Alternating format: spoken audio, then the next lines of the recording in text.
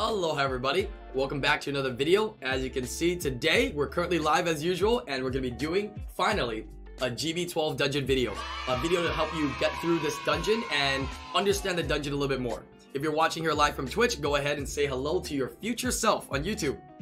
Let's dive right into the B12 dungeon here. Now, as you can see, this is my starting lineup.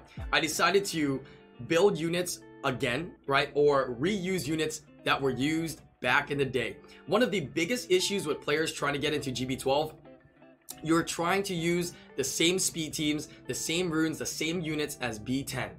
And that's just not the case. You won't be able to do that as successfully, just for the simple fact that it's really dependent on your rune quality and the boss has gotten tankier.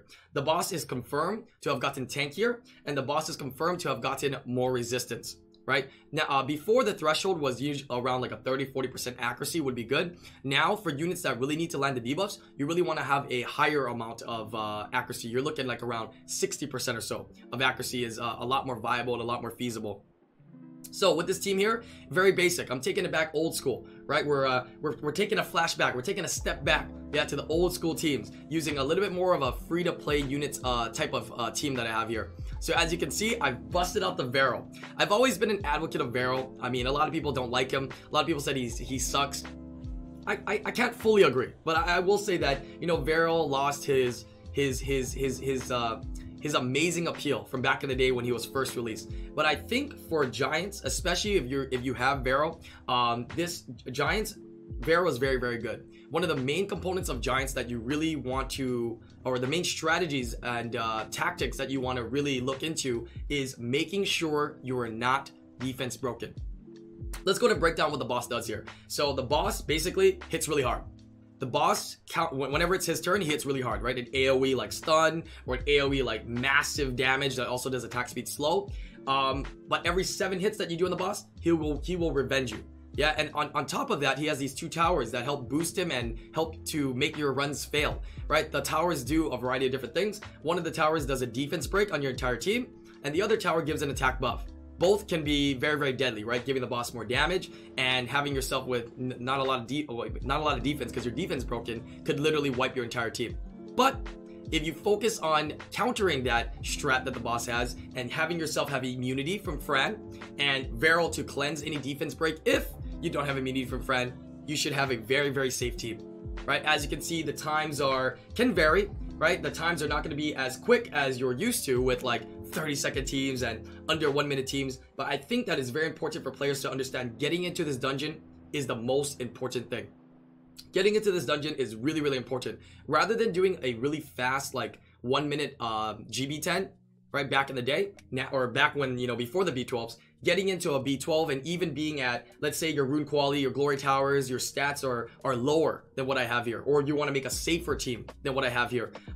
Going at a 2-minute or 2-minute 30, or even I will say to the extent of 3-minute team is going to be better to run this dungeon because of the fact that you cannot get 5-star runes and all your resources are going to be a lot more they're going to be used a lot better. You're going to get a lot more efficiency for your energy that you use, because you also get that 2.5 times chance of getting legendary 6-star runes and all 6-star runes, which is really going to help you to propel throughout the game into, you know, dragons or necro or whatever else you're focusing on, into PvP where you need to farm swift runes, right? This is where you get the swift purple runes. So taking a step back, making your team a lot safer is going to be a lot more viable. So as you can see, I talked about the strategy of the Fran and the Varel, right? Being there to give attack buff for sustain, as well as to avoid being defense broken. If you avoid that, you literally will completely destroy this dungeon. Next, we have Lauren in there. Lauren is great for that defense break, which is going to set up the damage for the Crow and the Sigmaris. It also puts slow, and it strips attack buff, and it reduces the attack gauge of the boss. So you don't have to worry as much about getting that AoE hit from the boss, really giving you a lot more survivability and a lot more time to kind of nuke and do damage and get rid of this boss. Last 2 units there is the Sigmaris and the Crow. Yeah, those are going to be your damage dealers, right? It's going to put branding. It's going to do that high nuke. It's going to be an AoE clear for the mobs. It's going to, with Sigmaris, obviously. And then Crow with the team up to reduce the cooldown of one other unit if he teams up with it, is great to help complete and get through this dungeon. So as you can see there, right? We're controlling the boss's attack gauge. We got rid of the defense break, right? We didn't have immunity anymore because it's only 2-turn immunity. right? So the tower did defense break to us, but because Vero is consistently getting a turn no matter what before the boss moves, right? The combination of, you know, the attack bar reduction from Lauren and the combination of your unit being able to take a turn and just cleansing everything keeps the team very, very safe. So these are the times that you see here. We can dive into the runes, but just before that, I kind of wanted to discuss what some of you guys might have to look into while you guys are building a team like this. So as you can see, I'm using 3 standard units, the Fran, the Lauren, and a Vero there. Those are kind of the safety units, right? That's kind of like the core for the team I'm building here. The other 2 are damage. The Sigmaris for the HP lead as well to, you know, help out if your rune quality is a little bit lower. That's the reason why I chose to do that. I could also run it with speed lead because I'm tanky enough. But if you're not, that HP lead will come in handy. 44% on all your units. That's big. On top of that, having the Sigmaris and the Crow for damage is nice, right? Since I have 2 damage healers, the run is going to go a little bit more... It's going to go a little faster, but you don't have to necessarily run 2 damage healers. If your rune quality, your glory towers are not there yet, go ahead and run 1 damage healer, right? So if this is not working for you, this is too much for you because you don't have the runes yet, you're not quite there yet, go ahead and run 1 damage healer instead. And your other unit that you'll be using, whether you decide to use Sigmaris or Crow, I like the Crow as the damage healer better, but up to you which one you want to use, right? The Sigmaris is great for the lead. The other unit you'll be using as a safety unit that will literally make your team 100% is going to be Bella, right? Especially if it's a 2A Bella. Regular Bella's fine, 2A Bella even better, right? But Bella is going to be great for more sustain, right? More defense break so you can do damage more effectively, as well as last but not least, it's going to give you that turn boost, yeah, and potential strip to take away the attack buff on the boss. So when he counterattacks, or for some odd reason if he does get to AoE hit you, which he shouldn't, if you have Lauren there, you won't die, right? Because he won't have attack buff. So let's dive into some of the stats here for the units. I will talk about this a little bit as well. So the first unit, I'm going to go in the kind of like turn order that we have here, but the main turn order isn't too important, right? Just Fran going first is very important. Now, this is the same Fran I've been using for a lot of my dungeons. I also use it in Guild Wars. That's why it's so fast. But I will tell you this. The stats of this Fran, just because I might be able to have, as you can see, it's on Violent Will. You don't need to go Will, obviously, for these dungeons. But the reason why it's fast is for Guild Wars and Guild Siege. You don't have to be this fast. You probably have a better Fran rune than me for dungeons, and the simple reason is because you probably don't need your Fran on Will, and you don't need this much speed. Yeah, if you're even around 180, 190, right? If you're, you know, even better, 200 speed, which is not very difficult on Violent, especially with a slot 2 speed, you should be able to be tankier, right? I could actually just remove this slot 2 speed and put in some kind of tanky rune. I can put in an HP slot 2, and the dungeon will work even better. Right, being tanky and staying alive and not being like absolutely dirt slow at like +0 speed, you'll be able to do the dungeon successfully. You don't need this speed. That's why I say you probably can make a better friend than me, right? Making it way tankier, right? Doesn't need to be this fast. Violent is nice though. If you can't do Violent, you can do Swift, right? Tanky, first move on your team. Second unit that I have going on the team is the Defense Breaker, right? This is a Stripper Defense Breaker Lauren. Yeah, I have actually gimped my Lauren runes from what I usually use in Guild Wars from my previous video for GB12, just so it's at a better range of stats for players to try to achieve, right? You can also rune this Lauren on whatever you want. Speed, HP, HP, speed, HP, defense. Shoot, if you got enough speed subs, HP, HP, HP. Defense, HP, HP, whatever it is. Getting high accuracy is very important though. Like I said, the dungeon, you want to have 60% or more accuracy, especially for your units that need to land stuff. So Lauren in particular. Try to get that 60% accuracy for her. The rest, make her move second on your team and make sure she's tanky. That's it. You can even be a little less tanky than this. You don't need any attack. Just HP, defense, speed, and accuracy. That's it. Right? Violent is going to be the best. The more you can Violent, right? The more of these units that have core mechanics that are good in your teams, the more that you can get them to Violent, the better the chance of success rate as well. But if you can't do Violent, you can obviously do Swift, and that will work pretty fine, right? Pretty fine until you can get Violent roots in the future. Next unit here is the Vero, right? So this Vero, I will talk to you real quick, is a damage Vero. So I decided to kind of do a build like this to kind of share with you guys, because I think even though the damage Vero, you don't have to do this, you could do a pure tank Vero and that will work, right? Pure tank Vero as in like a speed HP, HP, speed HP defense, maybe a little crit rate. And the main purpose of the Vero is to get rid of the defense break, as well as even if you have a tank Vero, putting the skill 1 dot actually does a lot of damage, right? Because dot does 5% of the boss's health, no matter what. Doesn't matter if there's defense break, doesn't matter if you have attack buff or not, it will do 5%. So dots actually attribute to a lot of damage that you can dish out. I decided to run him on damage here because I kind of thought of him as like a Theomars, right? So if you have ruined a Theomars or a damage dealing unit, I think you can rune up another damage unit with this Varel if you have the stats for it and put it into your team, right? If I was to change this to a tank Varel, the team would be just the same, right? The same success rate. It would be able to do the same mechanic that I needed to do in the team, and it would function just as fine. But as you can see, I got it on Violent Blade, yeah, and it's on a speed crit damage attack build. So you don't even need this much HP, especially because I have the Sigmar's lead. So there's a lot of things that you can adjust and you can change with stats. You have to adjust it depending on your rune quality, right? If you're gonna go damage or you're gonna go tank, right? Like I said, you just need like one damage dealer here, just a crow. That's it, and you could be okay. The rest could be all tank, and your dungeon should be very, very successful. Moving into the next unit here. Next unit is where is it?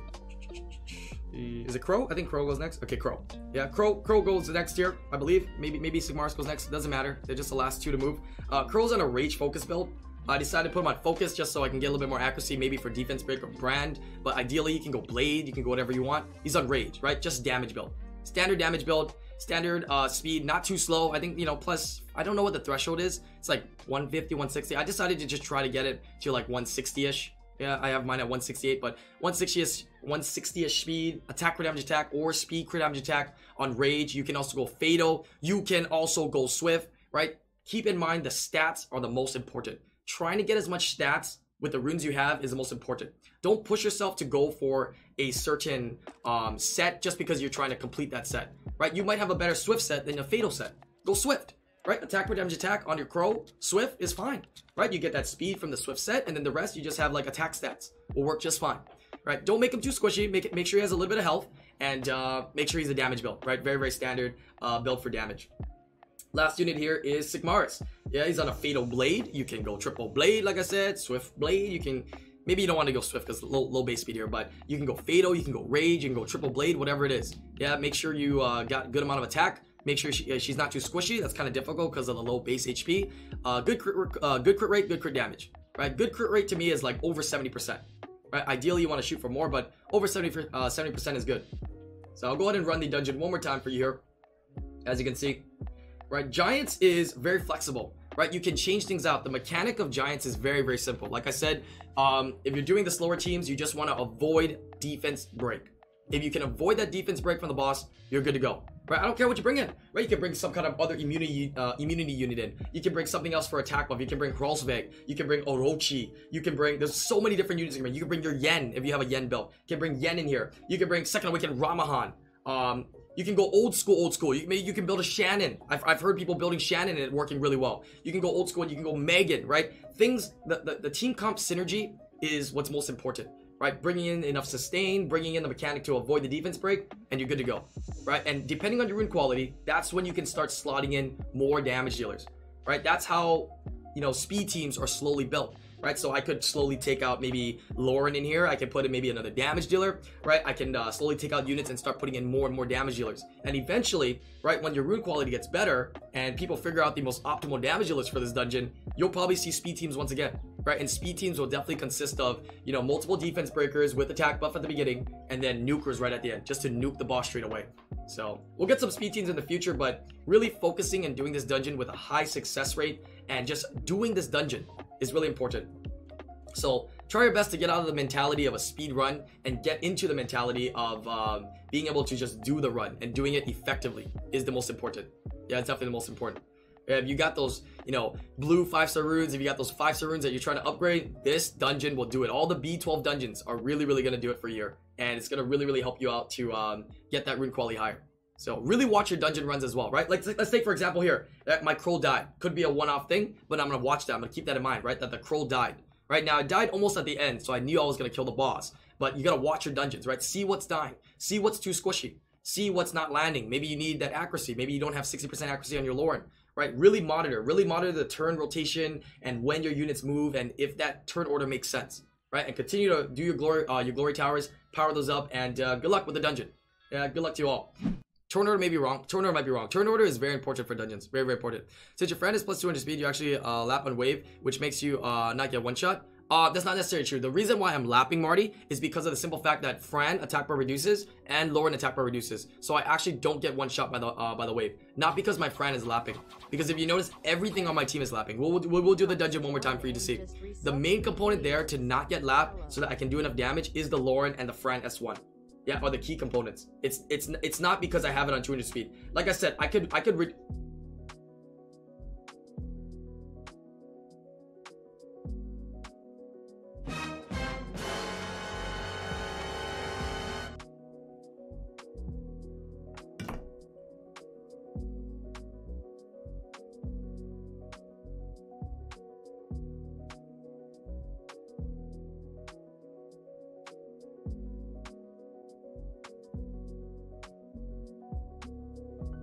We'll just take the slot 2 speed off. We'll just take the slot 2 speed off, right?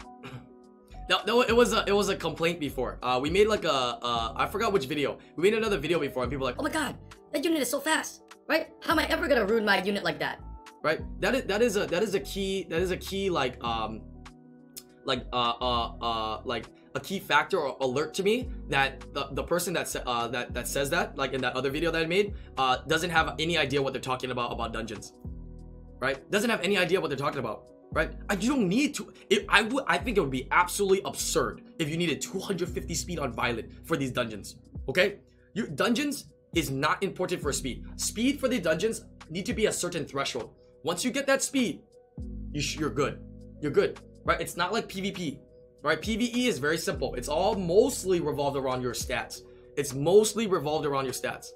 Right, the Lauren is what is reducing the attack bar here. You will notice I'm keeping myself from getting defense break. Right, I'm reducing the attack gauge of the giant. That's why it's not moving. I'm only getting hit by the counter attack. So as much as I can get the attack buff off of him, and as much as I can keep immunity off me defense break off me because I have immunity or Vero cleanses, I will not die. Right, now there is an off chance that, let's say I have defense break and I am the number 7 hit, right? And because my barrel didn't move yet and because I don't have immunity, right? I'm the number 7 hit. I think that's what happened in the other run. Crow or whatever unit got hit when they have defense break. There's a chance that happens, and it depends on how the violence proc. But you should still be able to successfully do the dungeon for sure, right? So was this faster than the other dungeon times? Alright, well, now you know, right? Now YouTube knows as well, right? Taking off the slot 2 speed makes it fast, right? So now everybody's gonna take off their slot 2 rune and they're gonna do 1 minute 30-second teams. Okay, good to know. I need to put that rune back up to Fred before I forget. But thank you guys for watching this video. Hopefully it gives you guys a little bit more insight on doing GB12. I think this mentality, getting into GB12, I'm going to try to ingrain it into all you guys. Yeah, really focusing on just doing the dungeon, getting it complete, not always the fastest time, is going to be really, really good. Yeah, for all these B12s. And at the end of the day, I will say, please farm artifacts, right? Don't focus too much time on these B12s, especially if you got the strats for the artifact dungeons and you have the units built. Check out the other videos. If you haven't seen the videos yet for the dungeons, we have some easy teams, we have some advanced teams for Steel Fortress and Punisher's Crypt. Definitely farm those artifacts more than these B12s. That's what I've been doing a lot lately. That's why we came out with these B12 videos a little bit later. But like I said, hopefully it helps you out. Leave some comments down below. I would love to hear some of the teams that you guys are using for this dungeon. Maybe for some of you advanced players, some of the speed teams that you guys are running. But leave that like, leave that comment, and if you're not subscribed to the channel, which statistics says on YouTube that a lot of people are not subscribed to the channel, please do hit the subscribe button and turn on mail notifications, the bell notification, to get notified when we go live with a video every day, because we have at least one video upload every single day. If you're live here on Twitch, go ahead and say bye to YouTube. Thank you guys for watching, and I'll see you guys in the next live share video. Peace out, YouTube.